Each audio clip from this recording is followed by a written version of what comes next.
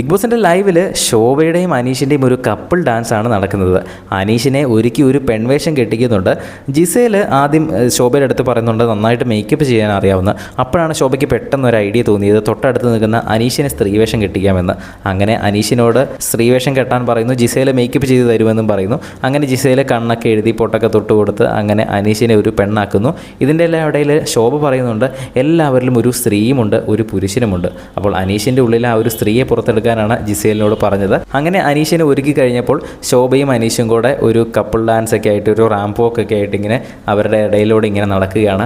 അതിൻ്റെ കൂട്ടത്തിൽ തന്നെ അക്ബറിൻ്റെ ഒരു കിടിലൻ പാട്ടുമുണ്ട്. ഇതെന്തായാലും എപ്പിസോഡിൽ കാണിക്കും, കാരണം ഇതിൻ്റെ ഒരു പ്രൊമോ ഓൾറെഡി വന്നു കഴിഞ്ഞു. ശോഭയും ഷിയാസും വീട്ടിലേക്ക് കയറി കഴിഞ്ഞിട്ട് അവിടെ കുറേയധികം കാര്യങ്ങൾ ചെയ്യുന്നുണ്ട്.